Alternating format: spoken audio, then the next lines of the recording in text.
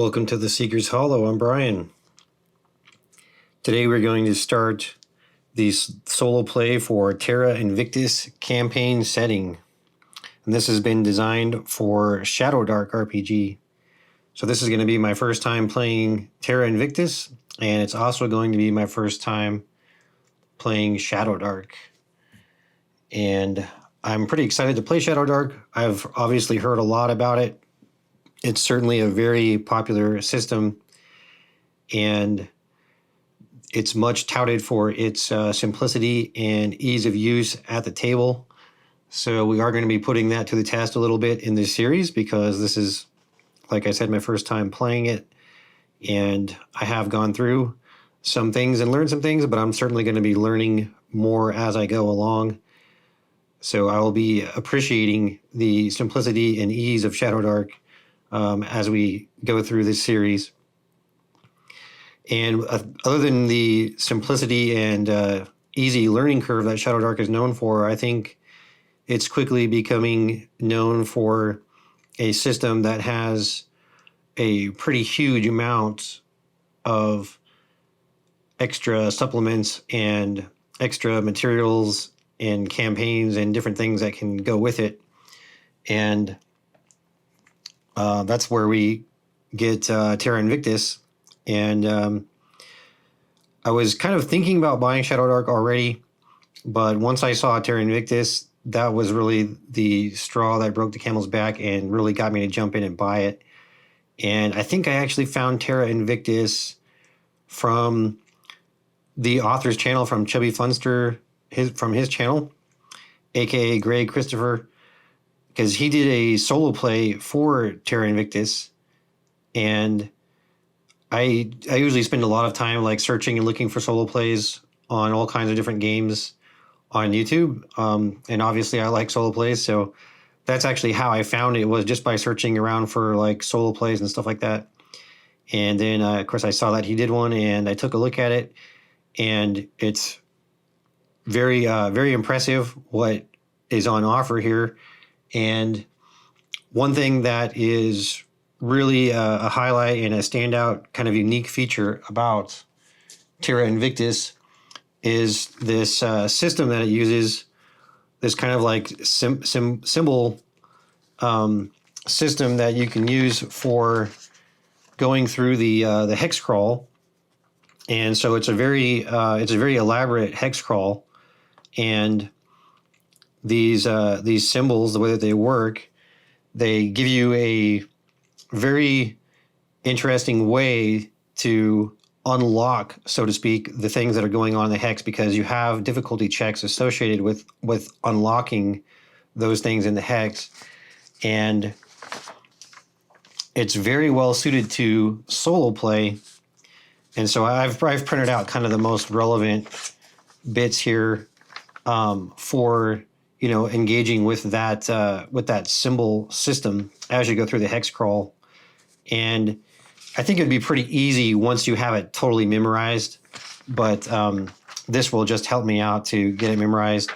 And yeah, again, you can see that you have these different difficulty checks for different things that you can unlock. And if you don't unlock those things, then you don't get to read them. And so there are some things that you can get for free as well. But so it's a really good system that ends up working really well for solo play, based on what I've seen. And so I'm pretty excited to try this out, because obviously I'm a huge fan of solo play, and that's what my channel is mostly about. So and then there's also a map available. So I have that back here, and we'll be seeing a lot of that.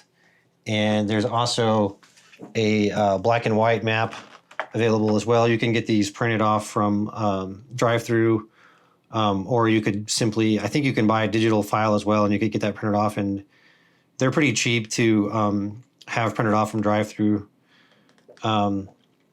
This one got a little bit chewed up in my laminating machine, but I wanted to laminate it so that I could write on it to track what we're doing. So the black and white one I'm going to use for tracking, and then the color one we'll just use for our reference as we're playing. And I'll talk a little bit more about setup stuff later on, but first thing we're going to do is get to the character creation. And you can see here I have the Delver class. I had a community poll that I posted a few days ago, and I gave everybody a choice of 4 different classes. And the 2 classes that won were the Delver and the Ranger. And so I'm going to be playing 2 classes, 2 different playthroughs. So this is going to be the Delver playthrough, and then I'm going to have the Ranger playthrough after this. And these are going to be true solo playthroughs. So we're only going to have 1 player character. And so the Delver is going to be all alone. And the Ranger, he'll be all alone as well. But the Ranger will have a companion, because I think it just kind of fits with the Ranger class, even though officially the Ranger class in ShadowDark does not have a companion. But I'm just going to go with that anyway for fun and see how that goes. But yeah, so this is going to be this playthrough, and the next one will be a true solo playthrough. And as such, I'm going to be doing a little bit of things to make the character more survivable. And now I have not played ShadowDark before, but I'm guessing, generally speaking, it's fairly deadly. I think from what I've heard, it's pretty comparable to an OSR game in terms of how deadly it is. Maybe some people saying more or less deadly, but it's kind of roughly in that ballpark. So I'm thinking it's going to be pretty deadly, but I don't really know the power level of, say, like, different characters and stuff like that. So what I'm going to be doing for the Delver is I'm going to be starting at level 3. And for the Ranger, I'm going to be starting at level 2, because the Ranger is going to have a companion, which I'm actually going to be using a Stingbat as a companion. So yeah, so for this Delver today, we're going to be making the Delver level 3. And I've already filled in a few details here, inventory and stuff like that, just to kind of save a little bit of time. So we've got a human Delver, and their title is Researcher. That's the level 3 title for a lawful Delver. And ShadowDark does say that you kind of get some reputation and renown as you move your way up on the titles. So I'm just trying to reflect that in a quick, easy way. And the way I'm doing that is I'm giving a charisma bonus of +1 for that title, because it's the second title up. It's the next title up from the basic title, which I would play that you don't get a bonus, but for the next title up you do. And again, that's just a house rule that I'm making. And then we're going to roll our background here in a minute. And then we have our deity, Nort, whose symbol is a stone column. And this is an interesting thing about Terra Invictus, is that you have, I think it's like over 100 deities. You've got all these different deities for your chaotic alignment, and then your neutral alignment, and your lawful alignment. And let's look at Nort here. So Nort is a demigod of knowledge, and the symbol, like I said, is the stone column. And the personality is reflective, wise, and obtuse. And their act of faith is daily private reading of challenging texts. And I don't know for sure, but I think the way that kind of applies is that instead of carousing, you can do devotion. And I think during those devotions, you would probably do something like that kind of activity. And you can also do pilgrimages as well to, I think, like a temple site or something, some kind of maybe holy site for your deity as well. And I don't think we're probably going to be doing that in this particular play, but it is a cool and interesting thing about Terra Invictus. And if you're not really sure like what kind of a quest you wanted to do when you start, you could definitely just start with that and go from there if you wanted to as you sort of get into the world. But I do have a kind of an adventure hook that we're going to get into for this character when we get started, and kind of a cool thing that is going to be going on with that. But let's get started with the character creation, and we're going to make a name for the character. And there's a pretty nice online tool for ShadowDark, which is just called ShadowDark Tools. And I'm going to be using that for a few random things here and there. You can actually use it for dungeon generation as well. And I don't know if we will have a dungeon generation in this. I can tell you that we are going to be playing a dungeon. We're the Delver class, and I actually have a really cool dungeon that I'm excited to show you. That is actually made by Chubby Funster, the author of Terra Invictus. But we are just going to get a name for right now. So we've got 5 human names here, and we'll pick one of these. We got Isolde, Ermina, Lenora, Kaylin, and Margit. I guess we'll go with Kaylin. And let's write in Kaylin there. All right, so we've got our name Kaylin, and yeah, there's a bunch of different tools that you can use in that ShadowDark tool, so it's a pretty nice and handy thing. Okay, now we want to roll our stats, and I am going to be doing a 4d6 drop lowest on this, and this is again just to reflect the fact that we are playing a solo character, and I want to have the character survive a little bit. My goal is to play 5 episodes, but if the character dies at any time before that, then that would be the end of the play. So I'm hoping we last at least, 2 or 3 episodes to get something going on, but I'd really prefer to last all 5 if we can. So that's why I'm going to be doing the 4d6 drop lowest. So we're going to drop the 1 there, and that's going to give us 12. So we'll start off with 12 on strength.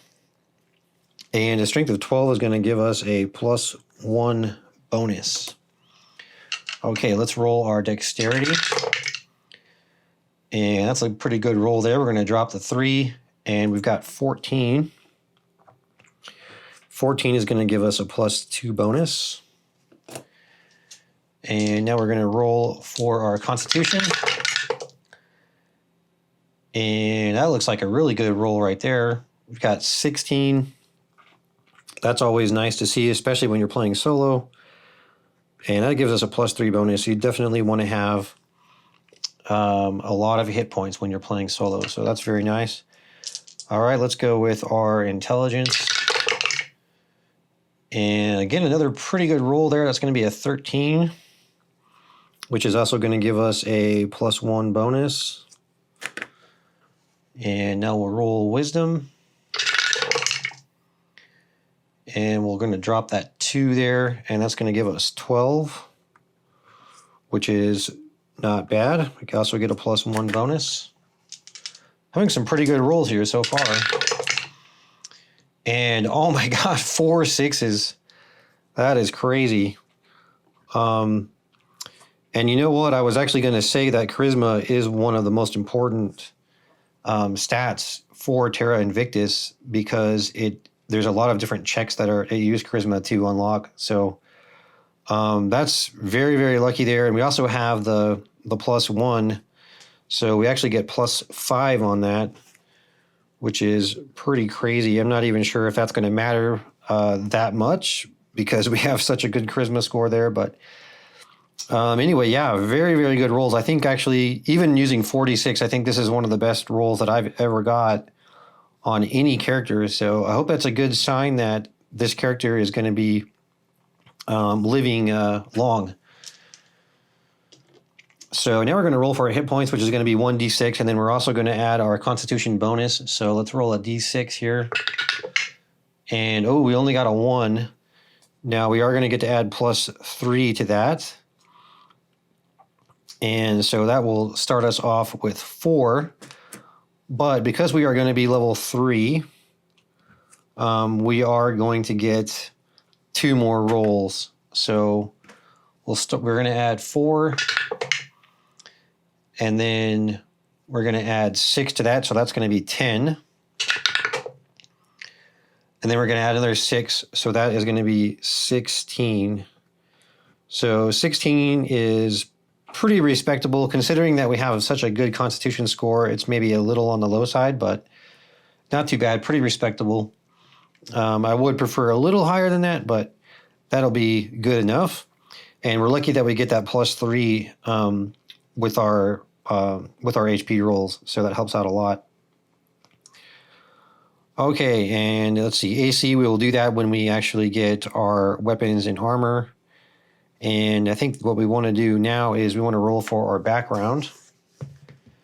And with the background, there is no specific stat boost or anything with the backgrounds, but I do kind of like the idea of if you can find something that's sort of like logical for some sort of a stat boost or something to add that to the background. So I may do that, but we'll see what background we get. And we've got a 7, which is going to be the Wizard's Apprentice, and you have a knack and eye for magic. Okay. That's probably not going to help us too much in terms of combat, but I think that would be something maybe you could help us with identifying magic items. And I think that actually fits our character pretty well, as I explain a little bit more about what the character is once we get into our starting location. I'll explain a little bit more about the character, but I think that's going to fit in pretty well, and it will help us with maybe give us a little bit of help with identifying magic items, which is definitely something that our character is interested in as a researcher. So yeah, a pretty good one there. All right, now we're gonna have some talent rolls. And because we're a human, we are considered ambitious, which means that we get an extra talent roll when we start. So we actually get 2 talent rolls at the beginning of the game. So we're going to roll 2d6 here for our talent roll for the first one, and that is going to be a 9 right there, and that's going to be +2 to strength, dex, or constitution. And that's a pretty tough choice. I think the best thing would be probably to put 2 into strength to kind of bring that up in line with our dexterity. So we're going to go to 14 strength, and that's now going to give us a +2 bonus, and that will give us a little bit more damage in combat, especially. All right, so that's the first one. Now we get a second one because we're ambitious, and that's going to be a 10. Which is we get to add 1 more point to our scavenger success range. So we'll write in here scavenger +1 to indicate that we get a +1 success range. So that's going to mean that when we expend the last of a consumable item, we can roll a d6, and on a 5 or a 6, we regain that item as if we haven't used it. So that'd be really nice for like a ration or a potion or something like that. But in this case, because we have the +1, it's going to be it's going to be 4, 5, or 6. So that's pretty powerful there, especially if you're using something like some valuable potions or something like that. All right, and then we get 1 more because at level 3 you also get 1 more talent roll. So let's do another talent roll, and then we've got a 7 this time, which is also going to be the strength, dex, or constitution. And a little bit disappointing that we didn't get something like extra melee damage, or maybe an extra trusty gear, which is a pretty cool thing that the Delver gets. And that's something that we need to write in as well that we have. We'll write in what that trusty gear is. Now, I haven't decided what that's going to be yet, but it's probably going to be a weapon. But once we get our weapon and armor, we'll see what we're going to do there. Okay, so now we do need to give a +2 to, again, either strength, dex, or constitution. And I'm actually thinking about going with dexterity because that's going to increase our armor class. And it's also going to give us more of a bonus using ranged weapons. And I'm pretty sure that I'm going to be using a crossbow with this character as much as I can, because I think this character is going to prefer to stay at range when they have the option. But they're probably they're not going to be terribly bad at fighting, though, generally speaking. So yeah, that means we're going to get a +3 bonus with our dexterity, which is going to be nice. All right, so that takes care of our Delver talent rolls. And we also have the Trailblazer talent as well. So that will come into effect with when we're climbing, swimming, foraging, understanding unknown languages, or avoiding or escaping natural terrain hazards. We are going to get to have roll advantage on that. So that'll be a nice thing to have. And then with the trusty gear, we can pick a gear, some type of gear or weapon that when we wield it, we get 1 plus half of our level rounded down on checks or attack rolls made with that type of gear or weapon. So that's really nice there. So that would mean, like, let's say we picked our bow, we could get a +1 to our attack roll. And so that's probably what we're going to do. We're probably going to just buy a crossbow and make it our trusty crossbow. So let's actually go ahead and write that in now. So trusty gear is going to be a crossbow for right now. And then let's write in that we have a crossbow in our inventory. And also, we also need to roll our gold. And I believe with the gold, it's 2d6 times 5, but I am actually going to increase that a little bit because we are level 3. So I'm going to increase that probably like probably 1d6 per level. So yeah, so it's 2d6 times 5. So I'm going to say for level 2 and level 3, that's going to be +2. So we're going to do 4d6 times 5 because we are level 3. And it looks like we've got 6, 7, 8. So we're going to do 8 times 5, which is going to give us 40 gold, which is a little bit on the low side, I think, but not too bad. So we'll start off with 40 gold. Now we're going to take 16 gold off right away for all this stuff that I put in here, not counting the crossbow. So that's going to put us down to 24 right away. And then we also need to go ahead and subtract how much we need for the crossbow. So let's take a look at that. All right, so the crossbow is 8 gold. So that's going to bring us down to 18 gold. And then we're also going to want some kind of melee weapon. Looking at our class here, we can use the club or the dagger, mace, short sword, a spear, or a staff. I think we're going to go with... kind of thinking about going with a spear, actually. That might be kind of nice to go with the spear. I think we'll go with the mace. We'll just go with the mace here. That's going to be another 5 gold. So we'll go down to 13 gold. And then we're going to get a mace here, and we'll write those in on our attacks here. But let's also get our armor as well. So we've got 13 gold left for armor. That's just going to leave us with the leather armor. That's our only choice really at this point. So that's going to be 11 plus the dex mod, which is pretty good dex mod at +3. So we're going to have 14. And that's decent. That's not too bad. And maybe we'll get a shield as well. That's going to be another 10 gold. So we do not have enough for a shield. So, all right. So we'll just get the leather armor. And then we are now down to, we're now down to 3 gold. And I think we've got everything else that we need already. As far as all those other items that I added. I don't know if we can get maybe a potion or something like that. I actually didn't look at that. Let's see if there is something like a potion available. No, I'm not seeing that. But anyway, we've got a really nice set of tools here for what we need to do. Like we have a crowbar and a pole and caltrops, lots of torches, lots of rations.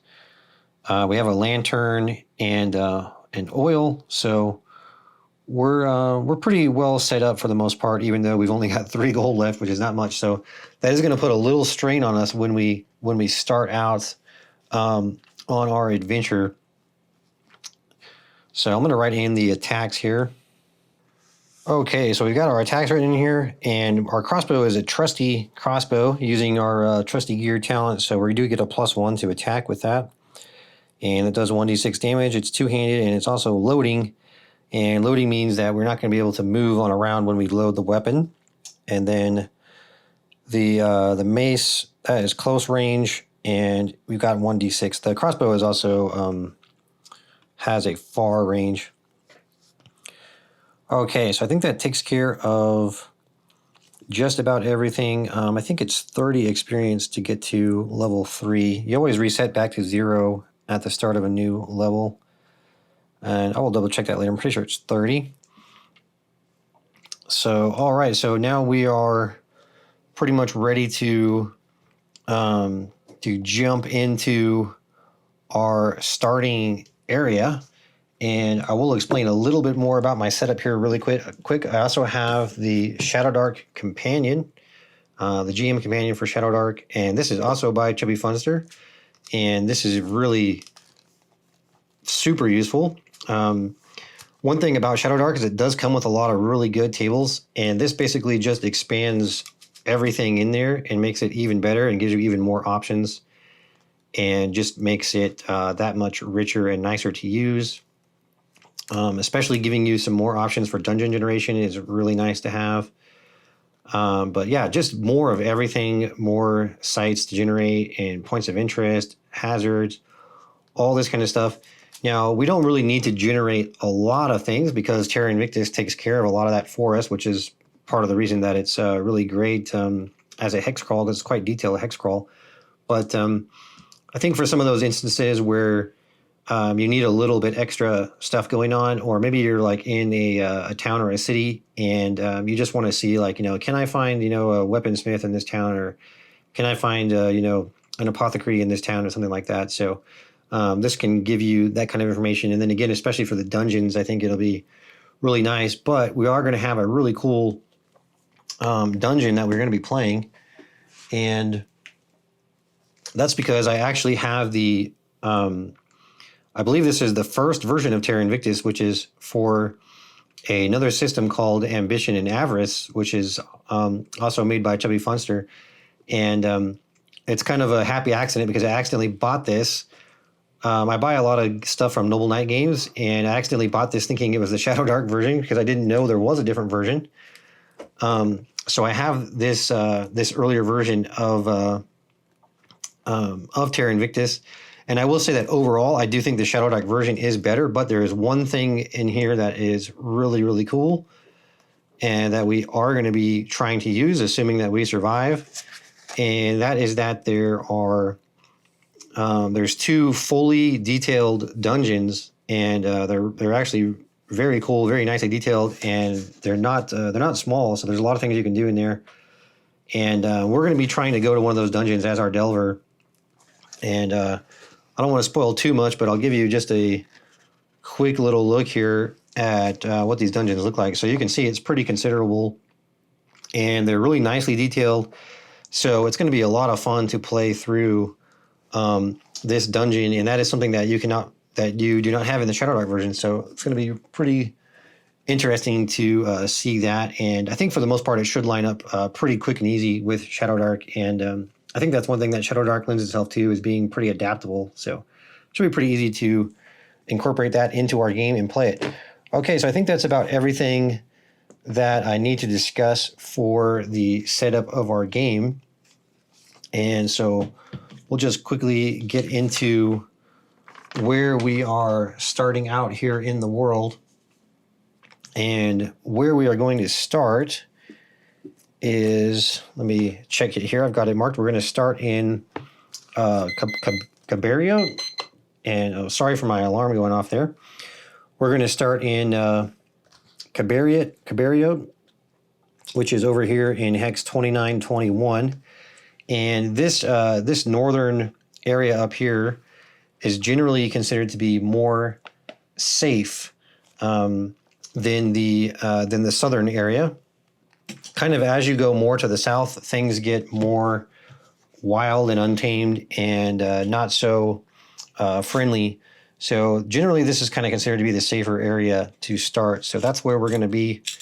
And even though we're level 3, seeing that we are playing solo, we definitely want to try to stick to the safer areas as much as we can. So that's kind of my thinking there. But really, you could start kind of anywhere you wanted to. I think there's 3 or 4 cities that are considered starting cities. And Cabariot is actually not considered one of those. But you can really kind of start in any sort of city that you want, or you could even start in any hex you wanted to, really. But yeah, so we're going to be starting in Cabariot. So let's take a look. This is they have 23,284 residents there, 500 guards, 95% human, lawful, and there is a temple of Unjal and Anuna and Death. So we've got quite a few temples here. And so as we find ourselves here in Cabariot, let's see what the day looks like. It is cool with strong winds, rains frequently throughout the day. And Cabariot is the cultural center of Landaron in the east, and the city is a major patron of the arts and home to many public sculptures, murals, and frescoes, and its temples are decorated with colorful stained glass. So that's kind of where a little bit of the sort of backstory that I'm setting up for our character comes in. So our character is actually a some sort of a scholar that serves the government in Cabariot. So that's sort of where they came from, and I guess it would make sense that maybe there is some wizards working here, and we were an apprentice. And even though we didn't become a wizard, we became a sort of a scholar, researcher, and explorer, kind of like an Indiana Jones type of character. So that's sort of our background, and Cabariot is where we usually work out of. But we have come into possession of some important information, and that information is that we need to go to Meyer Court, and there is a certain individual there that we need to talk to, and they can tell us about some ancient information that we really are desperately seeking. And that person we need to talk to is Amun Redbeard. So we have some information that Amun Redbeard has some very important information that could lead us to some priceless relics, ancient research, researching ancient language, and possible hidden things going on in the world, and some lost information. So that's kind of our adventure hook, is that we want to go and talk to Amun Redbeard. And Amun Redbeard is actually located over here in Moreau, so it's just a few hexes away. So our first order of business is going to be making sure that we are all ready to go and journey over to Moreau. So when we come back next time, we will make sure that we're set up to travel, and we will head over to Moreau. So thank you very much for joining me today, and we'll see you in the next one. Take care.